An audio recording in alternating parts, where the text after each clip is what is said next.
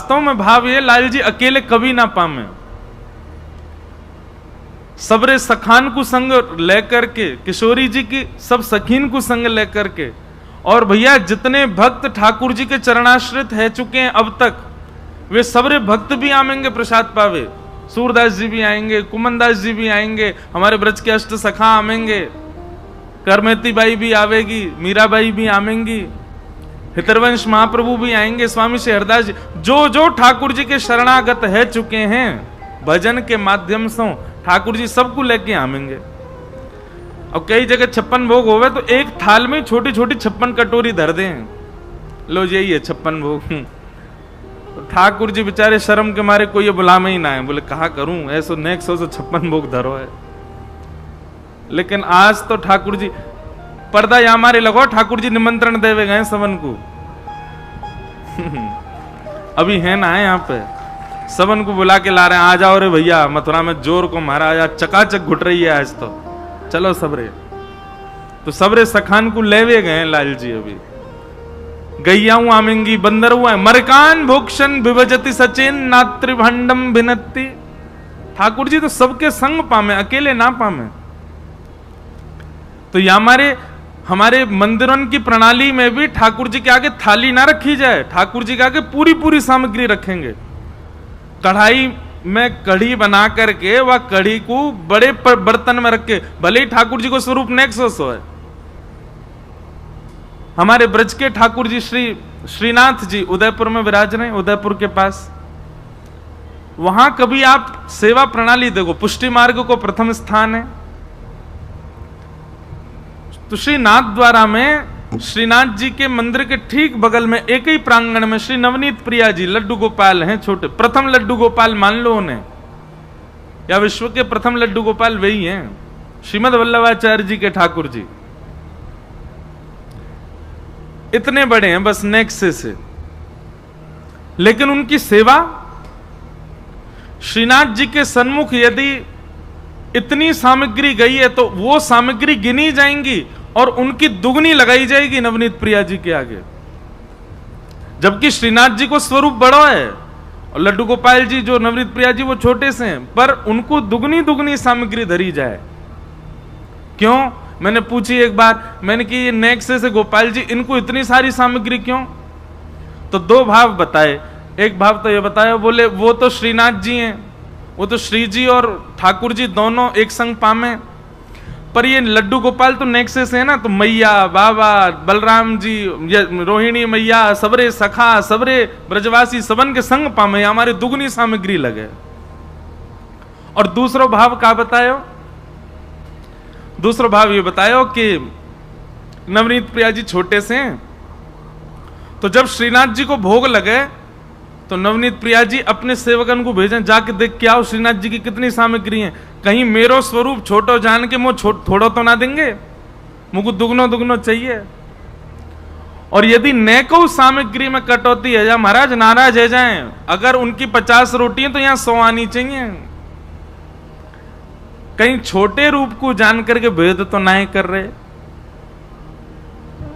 बड़ा आनंद है भैया, हमारे ब्रजमंडल में थाली ना पधराई जाए, ठाकुर जी के आगे सबरी सामग्री पधरा में, और सबरी सामग्री रख के फिर थाली बर्तन आदि वो सब खाली रख दिए जाएं कि लाल जी आपको जो रुचि लगे आप उतनो उतनो लेकर के प्रसाद भोग लगाओ।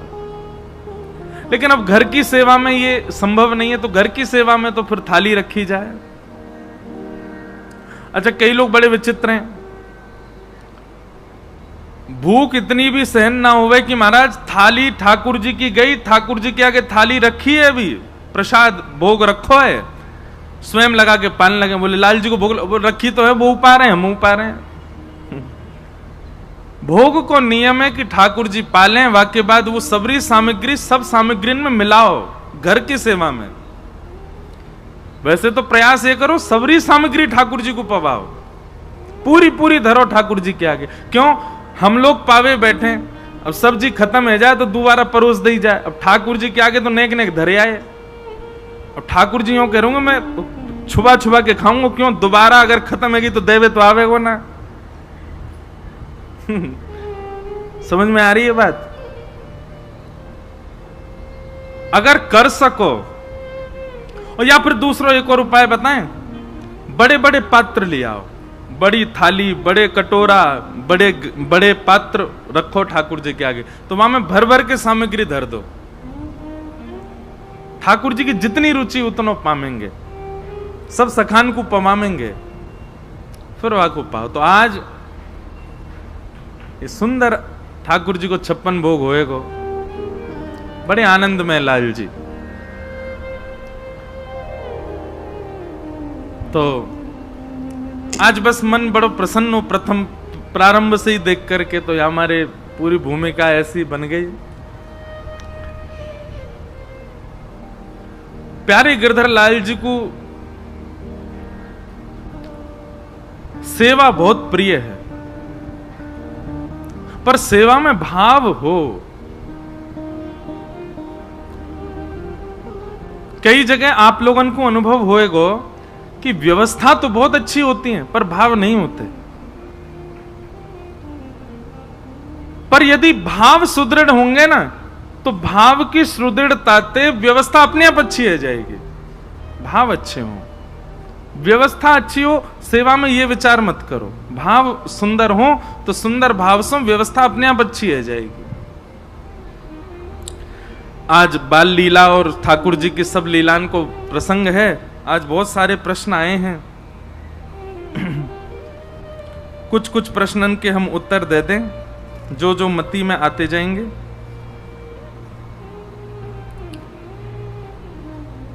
किन्हीं का प्रश्न आया, मैं पूरा प्रश्न ना पढ़ के बोल दूं कि 2 दिन पहले कथा में हमने कहा था कि भागवत जी के श्लोकों का अशुद्ध उच्चारण करने से ठाकुर जी को पीड़ा होती है।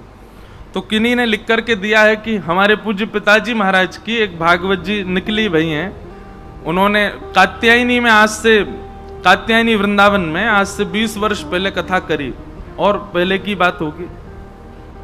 तब एक भक्त ने वो पूरी कथा लिख करके वहां को संकलन निकलवायो। लाखों में महाराज लोगन ने वो कथा सुनी, लोगन ने वो खरीदी प्रति जो भागवत जी की। तो वही मैं लिखा कि महाराज जी हम उसको पढ़ते हैं, उसमें बीच बीच में श्लोक आते हैं, तो हम संस्कृत तो नहीं है लेकिन खंड खंड करके शब्द बोलते हैं। देखो, या से अच्छा तो श्लोक